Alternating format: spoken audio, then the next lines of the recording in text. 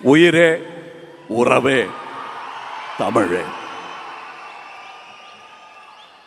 இது அரசியலுக்கு போனதும் உங்களுக்கு கிடைச்ச எல்லாரும் தலைவர்கள்லாம் சொல்கிற மாதிரி ஒன்று சொல்லணும் அப்படிங்கிறதுக்காக நீங்கள் இதை காயின் பண்ணீங்களான்னு கேட்டாங்க. இல்லை, நான் என் தமிழகத்தை பற்றி, என் தமிழ் சினிமாவை பற்றி, என் தமிழை பற்றி பேசிகிட்டு இருக்கேன். இது அரசியல் சார்ந்தது அல்ல, இது என்னை சார்ந்தது, நம்மை சார்ந்தது. உயிரே உறவே தமிழே. அது இந்த முதல் வரிசையில் இருப்பவர்களுக்கும் பொருந்தும்.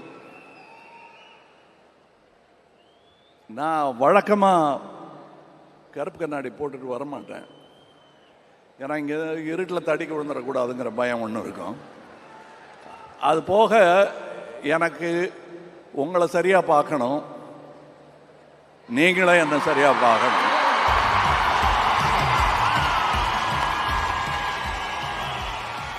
ஆனால்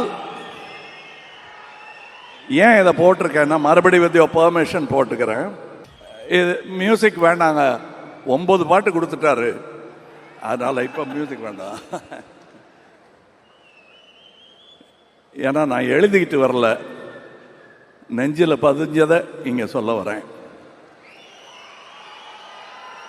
இந்த விழாவுக்கும் சிவண்ணா அப்படின்னு சொல்லுவாங்க எல்லாரும் அவரை. நானும் அப்படியே சொல்கிறேன், ஆனால் நான் அவருக்கு சித்தப்பா. இருந்தாலும் பேர் சிவண்ணா, அதனால அண்ணான்னு கூப்பிடுறேன். இந்த அன்புக்கு நான் எப்படி அடிபடையாமல் இருக்க முடியும்? உங்கள் பிரதிநிதியாக அங்கிருந்து கன்னடத்து சூப்பர் ஸ்டார் இங்கே வந்திருக்காரு. அவர் தன்னை அப்படி அடையாளம் காட்டிக்கொள்ளவில்லை. என் மகனாக, என் ரசிகனாக இங்கே வந்திருக்கிறார், உங்கள் பிரதிநிதியாக.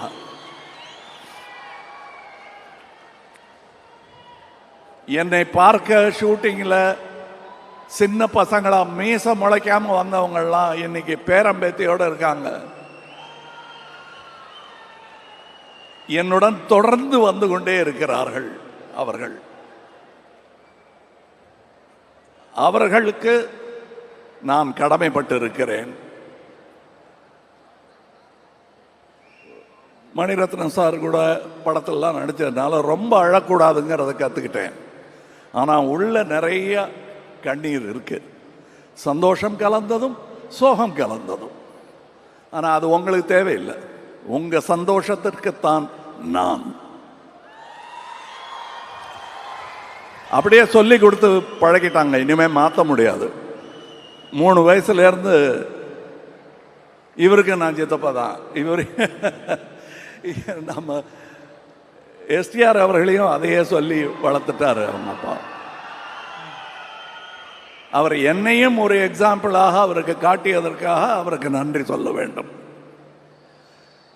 அவர் இங்கே கூட்டிகிட்டு வரல, வந்தால் அழுதுருவார்னு நாங்கள் 2 பேருமே அதை பேசிக்கிட்டோம். பாருங்க, படம் பார்க்கும்போது சந்தோஷமான சீனில் நம்ம டான்ஸ் ஆடிக்கிட்டு இருக்கும்போது கூட அவர் அழுதத்தான் செய்வார். எனக்கும் வருது, இவங்கெல்லாம் பார்க்கும்போது என்ன கடந்து வந்திருக்கிறோம், எப்படி என்னை தாங்கி பிடித்திருக்கிறார்கள், எத்தனை தலைமுறைகளுடன் நான் தோளுரசி இருக்கிறேன் என்பதை பார்க்கும்போது எனக்கு என்ன சொல்றது, நன்றியை தவிர அவர் ஒன்றும் சொல்ல தோணல.